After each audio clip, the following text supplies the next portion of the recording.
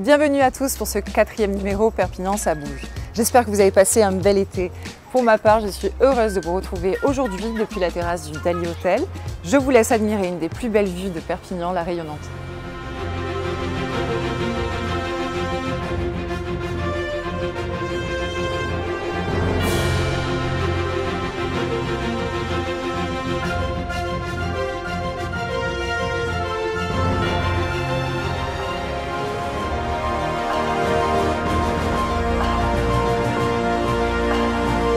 Ce magazine est diffusé ce jour exceptionnellement au lieu du dimanche 4 septembre comme je vous l'avais annoncé, tout simplement pour pouvoir partager avec vous les temps forts du festival Visa pour l'image.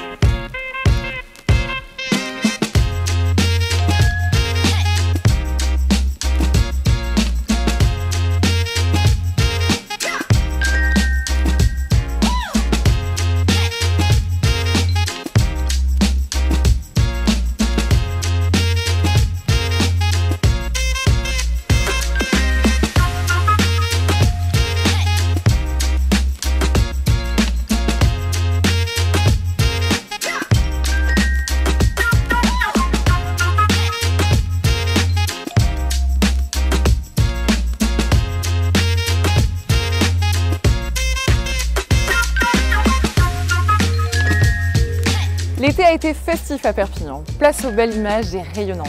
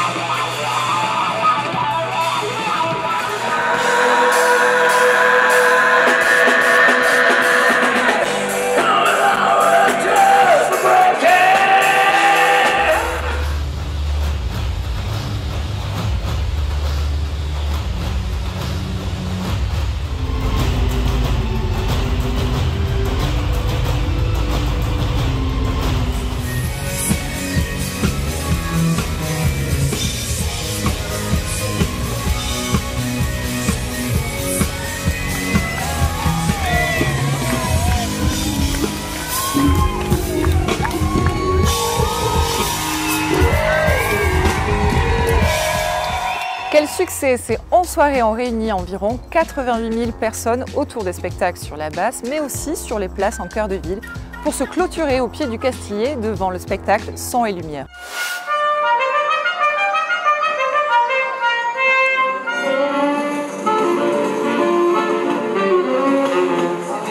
En Roussillon, les Perpignanais le rejettent avant de venir à récipiscence.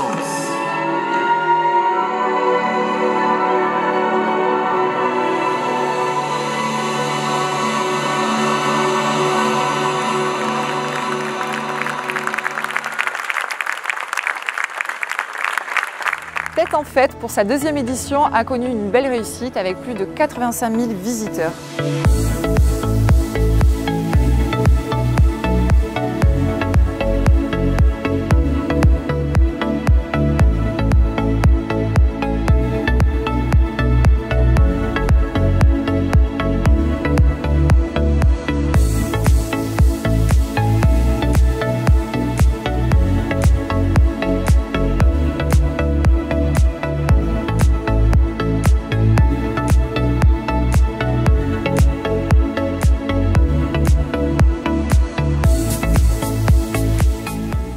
Bonjour Monsieur le maire, quel est votre regard sur ces premières festivités d'été?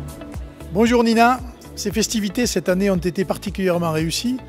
Les Rayonnantes ont attiré des dizaines de milliers de personnes dans notre ville et les spectacles qui ont été proposés, la programmation, tout comme le son et lumière, ont été vraiment particulièrement appréciés Et c'est une expérience évidemment qu'il faut améliorer et l'année prochaine on fera encore mieux.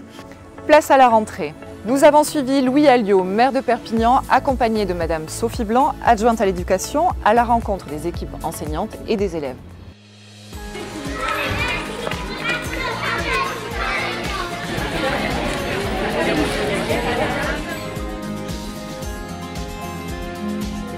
Les enfants, monsieur le maire, monsieur le préfet sont venus vous voir ce matin. Bonne rentrée à toutes et à tous, bonne rentrée aux familles. Là encore, la mairie a fait beaucoup pour qu'il y ait des locaux accueillants, des locaux agréables, que toutes les conditions soient réunies pour que cette année scolaire soit particulièrement réussie. Et encore une fois, merci à toutes et à tous et merci au service de la ville, que ce soit pour les festivités, que ce soit pour Visa pour Image ou que ce soit pour l'éducation et la rentrée scolaire. Eh bien, les services de la ville ont répondu présents et ont toujours été à la hauteur de ce qu'il leur est demandé et avec un professionnalisme et un état d'esprit qui fait plaisir à voir. Sachez que Perpignan compte 61 établissements scolaires qui rassemblent plus de 10 000 enfants en maternelle et en primaire. La rentrée universitaire, quant à elle, approche à grands pas. Dans quelques jours, les 1500 étudiants du campus Mailly inaugureront les nouveaux bâtiments de l'université en cœur de ville. Parallèlement, 2 nouvelles formations se sont implantées à Perpignan, la célèbre école 42 aux Dames de France, mais aussi la fameuse école IESS Business School qui s'est installée dans les anciens locaux du cinéma Rive Gauche. En ce numéro spécial rentrée, comment ne pas évoquer ce terrible incendie qui est venu bouleverser le centre-ville? En effet, dans la nuit du 27 au 28 août dernier, l'emblématique édifice connu sous le nom du Mess des Officiers a été détruit par les flammes. 2 enseignes, le restaurant Le Mess Julien Hermida et le glacier Amorino, ont subi un incendie, heureusement maîtrisé et sécurisé par les pompiers et les forces de l'ordre, mais lourd de conséquences en cœur du centre-ville. Passons la parole à Monsieur le maire sur ce sujet. C'est aussi malheureusement en cette rentrée l'incendie du très beau restaurant Le Mess qui nous a tous marqués au cœur de notre ville avec aujourd'hui une équipe meurtrie, une équipe sans emploi auquel nous pensons beaucoup et notamment le couple qui tenait cette institution et là encore la mairie s'est portée au secours de ce restaurant et fera tout évidemment pour soulager les peines de ces gérants et pour trouver une solution pour pouvoir les accueillir et les héberger ailleurs. C'est en tout cas pour Perpignan quelque chose qui a été très éprouvant. La mairie vous a organisé des événements conviviaux à partager en famille. On commence avec le World Cleanup Day le 17 septembre, une première à découvrir place de la Victoire au pied du Castillet. Bonjour Rémi Génis, je suis ravie de vous rencontrer, vous êtes adjoint au maire, je vous invite à vous présenter. Bonjour, je suis Rémi Génis, adjoint au maire en charge entre autres de la propreté sur la ville de Perpignan et du développement durable. Pouvez-vous nous expliquer les restrictions qui vous ont été imposées? Alors on a eu plusieurs restrictions au début de l'été, puis une draconienne début août, donc il y a un arrêté préfectoral sur les restrictions d'eau. Les services espaces verts est évidemment touché par ces restrictions, mais pas que. Le service propreté est également impacté. Du coup, je sais que des administrés de la commune de Perpignan se plaignent un petit peu de ne pas voir de laveuses laver le centre-ville à l'eau. Tout simplement, on n'a pas le droit, ou simplement en cas de risque d'insalubrité, en cas de déjection canine ou autre cas particulier. Ça nous permet d'économiser 2/3 de l'eau que nous utilisons habituellement. Parlez-nous du World Cleanup Day et en quoi c'est une nouveauté? Le World Cleanup Day a démarré il y a quelques années sous l'impulsion des clubs Lions, Optimist et Rotary, avec des ramassages sur des déchets Berge de la Tête, avenue Torcatis. Donc cette année, cette opération continue. Elle est renforcée place de la Victoire avec des animations organisées par la ville sur tout ce qui est développement durable, économie circulaire, tri des déchets. Et nous aurons pour l'occasion des associations locales ainsi que des joueurs des Dragons et de l'USAP. Avez-vous d'autres projets autour de l'écologie pour les mois à venir?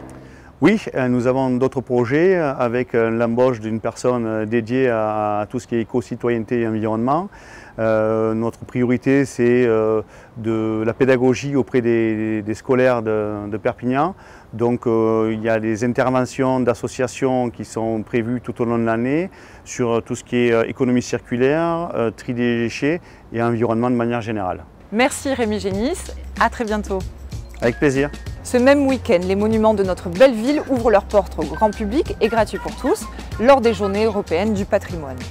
Les 24 et 25 septembre prochains, rejoignez-moi à l'église des Dominicains pour la 24e édition du Festival international du disque et de la BD. Merci de m'avoir suivi. Découvrez le programme complet de la mairie sur le site mairie-perpignan.fr et retrouvez le mag Perpignan ça bouge en replay sur Facebook. Je vous donne rendez-vous dimanche 2 octobre. En attendant, bonne rentrée à tous et prenez soin de vous.